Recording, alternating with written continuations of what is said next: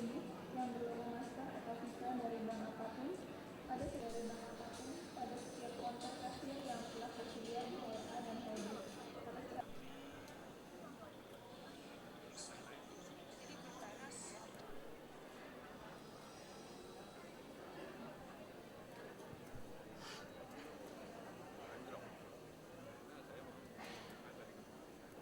udah kan sih kesulitan strateginya. Bisa ceritakan awal mulanya untuk usaha ini gimana? Idenya dari mana? Ya, dulu tahun 2003 kebetulan ada customer ya dari Australia. Kita dikasih orderan pertama kali bentuknya pagar. Cuman karena kuantitinya yang banyak, jadi dari mulai 2003 sampai sekarang itu cuma produk itu terus yang kita produksi ya. Dan pada akhirnya kita coba untuk develop ke barang-barang yang lain dalam arti desain. Jadi ya seperti ini, ada banyak macam-macam barang yang kita hasilkan gitu. Lalu untuk bahannya terbuat dari apa dan dari mana gitu Bapak? Ya.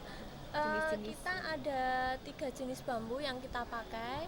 Itu bambu apus ya, kalau orang Indonesia nyebut ya, bambu apus itu bambu yang warnanya kuning, diameternya agak besar antara 3 sampai 7. Kemudian bambu wulung itu bambu yang warnanya hitam, diameter dari 5 sampai 10. Dan yang terakhir itu bambu cendani yang diameter kecil dan dia bisa dibentuk sesuai yang kita inginkan. Lalu biasanya jenis bambu apa cocok untuk mebel atau untuk apa gitu? Disesuaikan nggak dengan produknya? Kalau untuk mebel itu fleksibel ya, sepanjang dari bentuknya itu tidak menginginkan bentuk yang macam-macam, dalam arti dibentuk ditekuk atau dibengkokkan, itu kita bisa pakai bambu macam-macam bambu tadi. Tapi seandainya dia membutuhkan sesuatu yang harus dibentuk, itu kita pakai cendani yang bisa dilekuk-lekuk lah. Ini dipasarkan kemana aja? Kebanyakan ke Australia, kemudian ke Eropa dan ke Amerika. Mereka sukanya barang-barang, maksudnya ciri khasnya kalau Eropa suka yang gimana, atau Australia suka yang gimana? Kalau Australia itu biasanya suka yang agak besar barangnya ya, seperti yang tadi saya utarakan sebelumnya. Jadi seperti Vans itu dari tahun 2003 sampai sekarang. Kemudian yang lain seperti gazebo itu juga. Tapi yang paling banyak kesana itu Vans.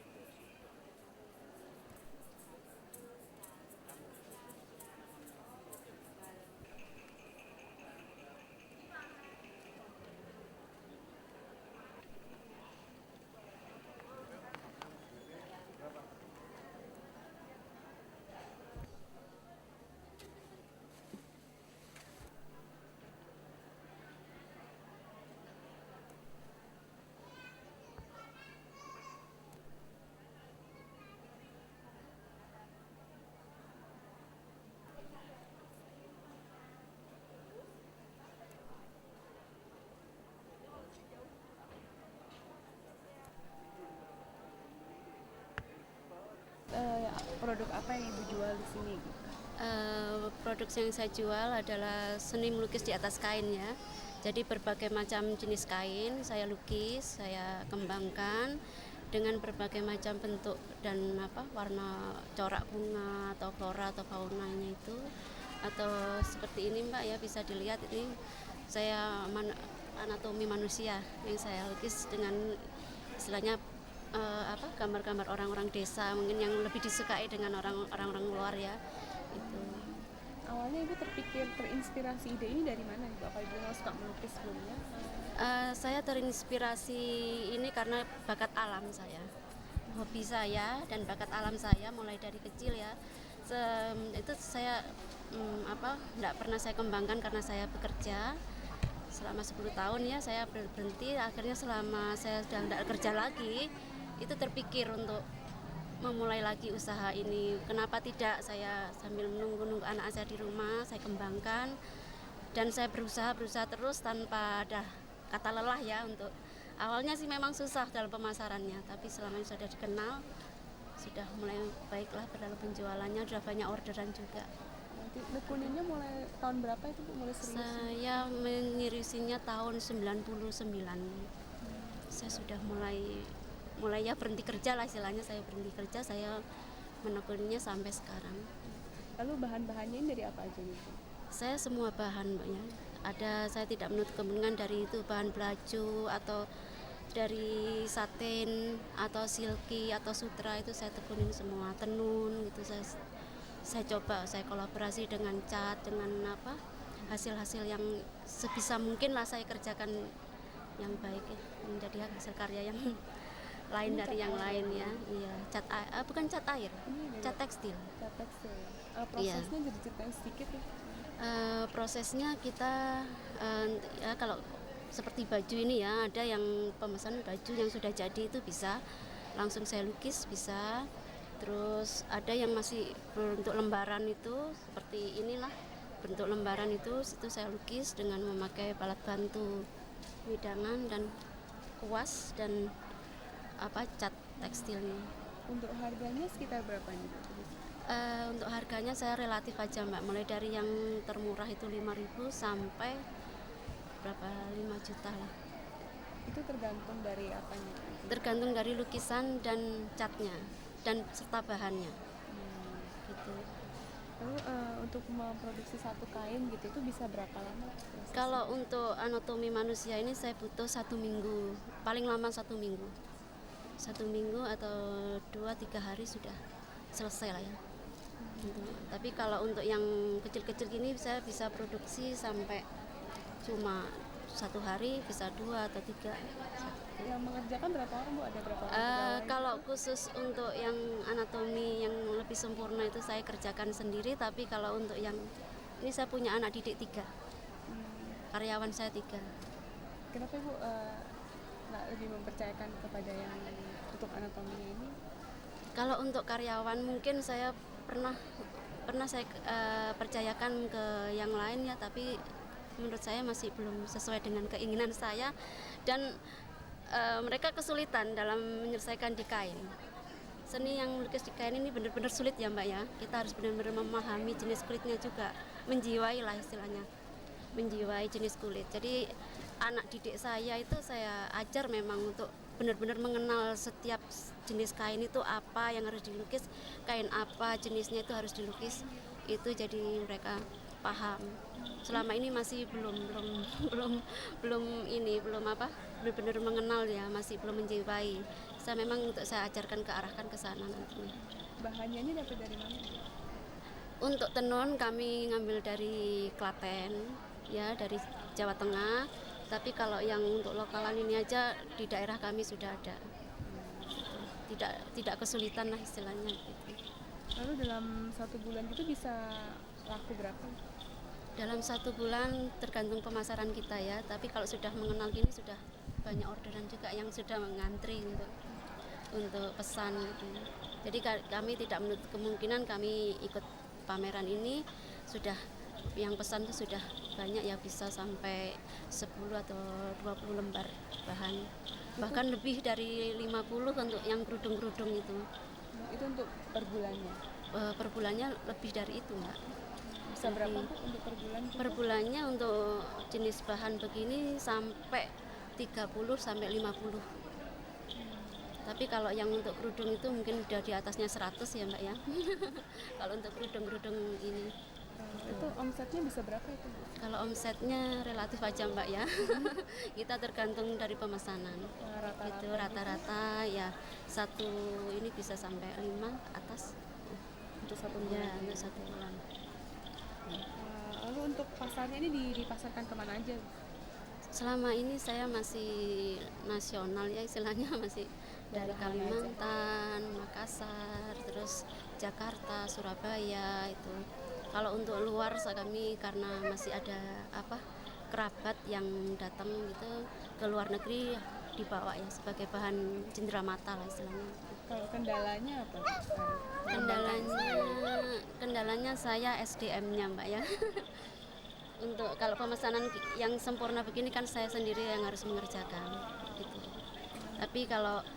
Tapi saya tidak tidak inilah istilahnya untuk anak didik saya harus istilahnya saya didik untuk sebisa mungkin melebihi dari saya. Jadi seumpamanya ada pesanan banyak, siaplah kita untuk istilahnya bersaing juga. Kalau untuk mitra BUMN-nya ini siapa nih? Mitranya maksudnya Taspen ya, dari mitra binaan Taspen. Ibu ada kerjasama berapa banyak? Pinjamannya berapa? Saya pinjamannya dari nilai 10 ke atas. 10 minimal ya, 10 juta ke atas.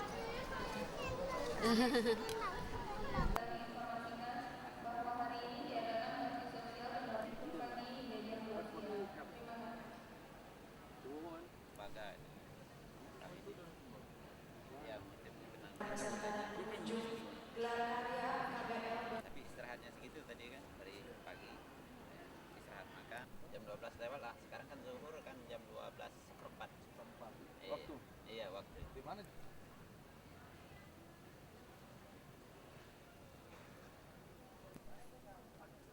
Ini lain.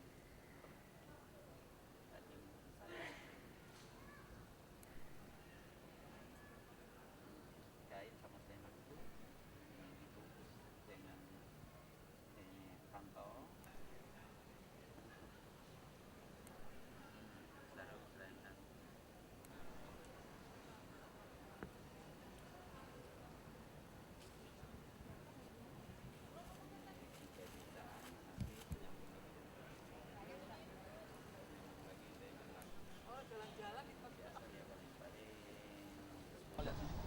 Bisa ceritakan sedikit produk-produk?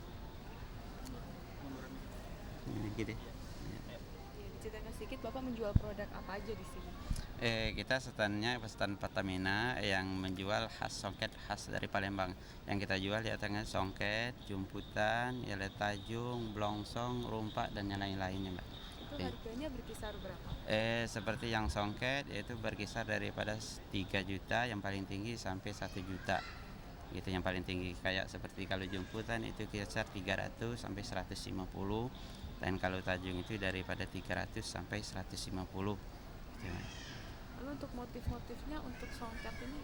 Kalau songket motifnya bermacam-macam, ada seperti motifnya naga besaung, seperti tiga negeri, seperti yang itu pancawarna, seperti ini motifnya kembang Cina gitu, macam-macam kalau motifnya.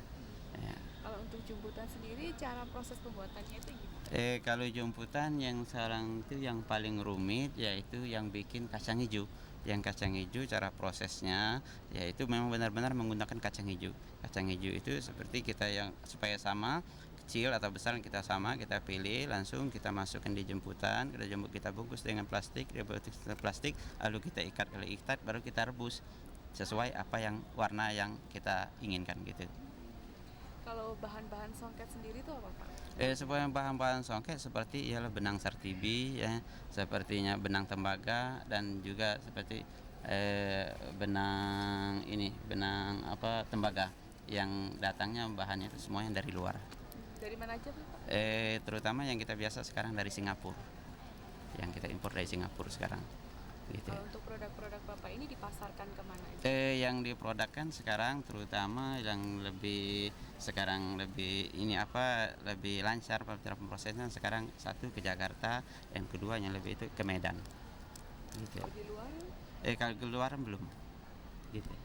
terus pegawainya ada berapa Pak yang mengerjakan? Yang pengerjakannya seperti songket ini lebih kurang 150-an Dalam pengerja. satu hari atau mungkin 1 bulan gitu bisa membuat berapa? Kayak itu berdasarkan dari 1 bulan kita kan bisa nyampe berapa masuknya, kira-kira 100, 150 atau 200 gitu masukan. Iya.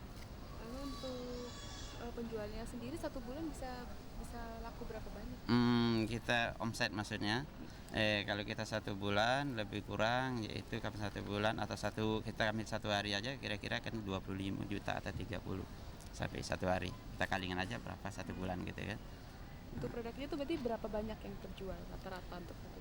Rata-rata 1 hari lebih kurang di situ berkisar dari ada yang 30, ada 20, ada juga sampai 50. Itu juga bukan kita kirim barang seperti saya bilang tadi ke Jakarta dan ke Medan. Untuk keuntungan bersihnya gitu berapa persennya itu Pak? Itu sekarang kita bukan menggunakan uang cash, kita menggunakan giro. Nah, berdasarkan berapa lama giro yang berlaku gitu. Apakah 2 bulan, apa 3 bulan, apa 4 bulan gitu. Kalau dia lebih dekat kira-kira lebih kecil keuntungan. Apa dia lama, masalah ini gironya itu bisa lebih besar gitu. Kalau modalnya sendiri Bapak dari mana? Maksudnya? Modalnya dari pinjaman atau dari? Iya. Satu memang dari kita sendiri punya, dan yang lainnya kita dibantu oleh dari PUKK 3 Pertamina Pelaju. Mitra binaan kita dari Pelaju gitu. Sejak kapan Pak jadi mitra binaan? Kita mitra binaan sejak lebih kurang tahun 2002 atau 2001 gitu mulai pertama gitu. Lalu sampai sekarang pinjamannya berapa Pak yang terakhir? Yang terakhir sekarang 75 juta. Bapak tadi bisa cerita sedikit tadi awal mulanya usaha ini gimana Pak? Kapan gitu? Mulanya kita lebih kurang, kita kan bikin dulu sedikit-sedikit, lebih kurang itu tahun 92, 93, tapi kita memberanikan diri kan membuka toko. Seperti kalau di Palembang kan itu komplek Ilir Barat Permai atau The Hero, di situ 95 itu sampai sekarang. Gitu. Kalau sekarang kendalanya apa nih Pak? Sekarang kendalanya oleh karena sekarang kan satu pengrajin, kedua masalah pemasaran juga. Kenapa itu Pak? Pemasarannya sekarang kan banyak persaingan. Persaingan ini kayaknya sepertinya mau yang penting barangnya laku, tapi dia nggak mikirkan bagaimana cara keuntungan. Itu yang lebih susah. Kalau masalah pengrajin tadi kenapa Pak? Kalau pengrajin tadi sekarang kan kurang oleh karena kita kan banyak yang bikin songket, yang ini mau bikin pengrajin kan semuanya itu mana yang kita lebih mahal, itu yang dia ambil. Sebab kita bukan dikumpulkan di suatu tempat, itu dari rumah ke rumah. Nah gitu. Kalau harga bahan baku sekarang gimana Pak? Sekarang bahan bakunya setiap tahun naik. Setiap tahun pasti naik, baik bahannya sutra maupun benang yang seperti yang saya pegangin. Untuk cara ngatasinnya gimana Pak? Mengurangi produksi atau menaikkan harga? Enggak. Kita mengikutin aja berdasarkan berapa benang harga naik, berapa ininya, apa sutranya juga naik, kita sesuaikan. Enggak bisa kita mengurangi mutu, enggak. Tetap ibaratnya kita benangnya rangkap 3 tetap rangkap 3. Gitu aja. Mengurangin produksinya nggak Pak? Enggak. Ya. Enggak mengurangi. Tapi pemesanan sekarang makin banyak atau gimana? Sekarang diperbanyak, ada terus pemesanan kan, nggak putus-putus, ya kan nggak berpengaruh dengan harganya. Rencana ke depan ini pengen apa Pak? Pengen masarin lebih jauh atau pengen kemana gitu? Memang begitu, saya kepingin sekali pemasaran ini bersama songket ingin keluar, maksud saya keluar bagaimana keluar negeri. Tapi oleh karena yang promosikannya belum ada, nah dari situ kita belum bisa. Bagaimana caranya? Saya bisa kalau ada orang yang mau memasarkan, kami siap bersedia daripada yang bernama toko Udayana Songket dan yang berasal dari Palembang. Gitu. Ya, sama-sama.